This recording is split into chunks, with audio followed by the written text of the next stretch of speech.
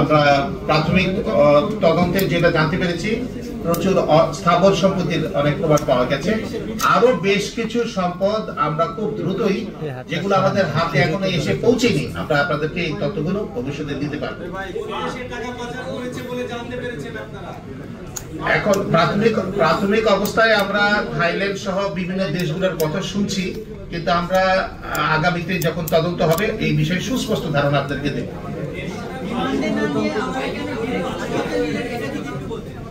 জি না না না, উনি তো যে কোনো ব্যক্তি গ্রেপ্তার হলে প্রথমে উনি হাজতে যাবেন, পরবর্তী পর্যায়ে মামলা তদন্তকারী কর্মকর্তা রিমান্ডের প্রেয়ার দিবেন, এটা পরবর্তী স্টেপ। জি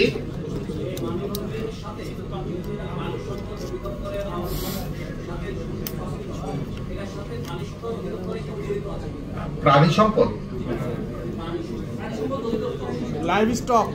আমরা এই মুহূর্তে ওই বিষয়টাকে জানতে পারিনি, কিন্তু পরবর্তী পর্যায়ে এখানে অনেকগুলো বিষয় আছে যে উনি ব্রাহ্মা জাতের যে গরুগুলোকে অবৈধভাবে আমদানি করেছিলেন সেগুলো ঢাকা কাস্টমস হাউস কর্তৃক কিন্তু আটক করা হয়েছিল, এবং সেই আটককৃত গরুগুলোকে কৃত্রিম গো প্রজনন কেন্দ্র সাভারে রাখা হয়েছিল, এবং পরবর্তী পর্যায়ে কৃত্রিম গো প্রজনন কেন্দ্র থেকে সিদ্ধান্ত দেওয়া হলো যে এই গরুগুলাকে আপনি জবাই করে আপনি সুলভ মূল্যে, ন্যায্য মূল্যে মানুষের মাঝখানে দিয়ে দেন, বিক্রি করে দেন।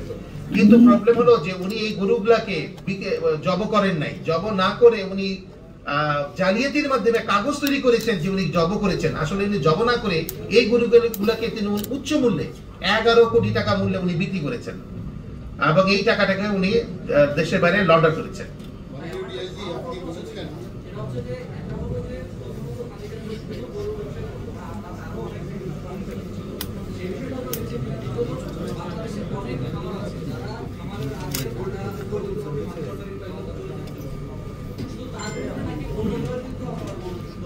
অন্যান্য বিষয়গুলো আছে, যেমন ওনার জালালাবাদ মেটাল লিমিটেড, এখানে এই ধরনের একটা প্রতিষ্ঠানের সন্ধান আমরা পেয়েছি, সেই বিষয়ে আমরা তদন্ত চলছে।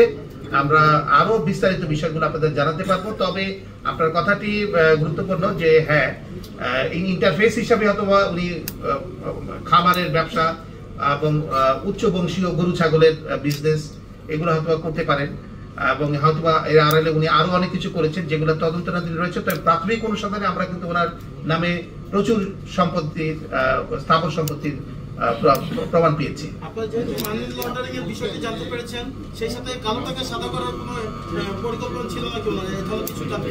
এই বিষয়টা এই মুহূর্তে মন্তব্য করা ঠিক হবে না, কারণ হচ্ছে তদন্ত চলছে। আমরা শুধুমাত্র প্রাথমিক যে তথ্যগুলো আমরা পেয়েছি সেগুলো আমরা আপনাদের জানাচ্ছি।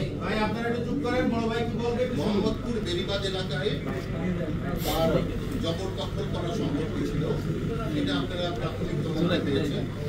আর বিভিন্ন সংবাদ মাধ্যমে প্রকাশিত খবর অনুযায়ী ঢাকা মেট্রোপলিটন পুলিশের জায়গা দখল করে, ডিপ্লোম্যাটিক সিকিউরিটি ডিভিশনের জায়গা দখল করে তারা তাদের ব্যবসা প্রতিষ্ঠান করেছেন। এই সমস্ত কাজে সাবেক আইজি বেনজির আহমেদ জড়িত ছিল এমন কোন তথ্য আপনারা প্রাথমিকভাবে জেনেছেন কিনা? আমরা প্রাথমিকভাবে বেশ কিছু লোকের 5-7 জনের সংশ্লিষ্টতার প্রমাণ পাচ্ছি, কিন্তু বিষয়গুলো যেহেতু এখন পর্যন্ত কনক্লুসিভ প্রুফ আমাদের হাতে এসে পৌঁছেনি, সেই কারণে এই বিষয়ে মন্তব্য করাটা এই মুহূর্তে সঠিক হবে না। আমাদের মিডিয়াকে আপনারা এমনিতে কি তথ্য দেওয়ার জন্য আমাদের ডেকেছেন? এটা তো আমরা বহু আগে এই সব তথ্যটাকে জানি। আমরা আপনারা যে তথ্যগুলো জানতেন সেগুলোকে মামলা আকারে আমরা যখন নিয়ে আসি, অর্থাৎ কারো বিরুদ্ধে যখন মানি লন্ডারিং আইনে মামলা হয় তখন কিন্তু এগুলো সুনির্দিষ্ট প্রমাণ লাগে। আমরা অনেক কমপ্লেনই অনেকের বিরুদ্ধে পাই যেগুলো পরবর্তী পর্যায়ে আমরা সাবস্টেনশিয়েট করতে পারি না। অ্যালিগেশন গুলোকে সাবস্টেনশিয়েট করার জন্য আপনার ডকুমেন্টারি এভিডেন্স লাগে। মানি লন্ডারিং আইনে যে অনুসন্ধান হয়েছে প্রাথমিক অবস্থায়, অনুসন্ধানের পরবর্তী পর্যায়ে আমরা এই মামলায় উপনীত হতে আমাদের যে তথ্য প্রমাণগুলো দরকার ছিল সেগুলো আমি সরকারের বিভিন্ন সংস্থা, বিভিন্ন ব্যাংক থেকে আমরা পেয়েছি। তার ভিত্তিতেই কিন্তু আমরা এই মামলাটা চলমান স্টার্ট করেছি। পরবর্তী পর্যায়ে অর্থাৎ তদন্তের পর্যায়ে যখন আরো অনেক কিছু রিভিলড হবে আমরা অবশ্যই আপনাদেরকে জানাবো। মামলায় কি শুধু প্রতিষ্ঠানের চেয়ারম্যান এবং এমডি জড়িত আছেন? আপনারা দুজনকে আটক করেছেন? আমরা বর্তমানে একজনকে আটক করেছি। তাহলে আরেকজনের নাম দিয়েছেন যে এমডি তৌহিদুল আলম। তৌহিদুল আলম, যিনি জি। তৌহিদুল আলমকে নিয়ে তাকে কি গ্রেফতার করা হয়েছে? তাকে গ্রেফতার করা হয়নি, আমরা অভিযান চালাচ্ছি এবং এর সাথে আরো 5-7 জনের সংশ্লিষ্টতা আছে।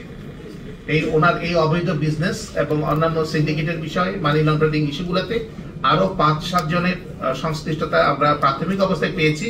কিন্তু যেহেতু আমি আগে আপনাদেরকে বললাম যে একজনকে আইনের আওতায় আনতে গেলে তার বিরুদ্ধে সুনির্দিষ্ট অভিযোগের প্রমাণ দরকার। সাক্ষ্য প্রমাণ ছাড়া আপনি তো আইনে কাউকে সম্পৃক্ত করতে পারবেন না। সেইটুকুর জন্য আমাদের অপেক্ষা করতে হচ্ছে। আমরা খুব দ্রুতই এই যে আমরা তথ্য প্রমাণ প্রাপ্তির যে বিষয়গুলো, এগুলো চলমান রয়েছে, বিভিন্ন সংস্থা থেকে আমরা পাচ্ছি। তবে যতটুকু পেয়েছি সেই আলোকে মামলা রুজু করা হয়েছে। বাকিটুকু পেলে আর যারা যারা সম্পৃক্ত সবাইকে আমরা আইনের আওতায় আনতে পারবো।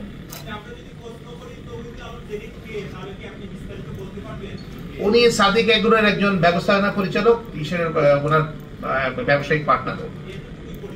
এতটুকুই পরিচিত আপাতত, আপনারা জানেন। বাকিটা ডিটেলসে কাজের মধ্য দিয়ে পরিচয়। আর কিছু জিজ্ঞেস করবেন?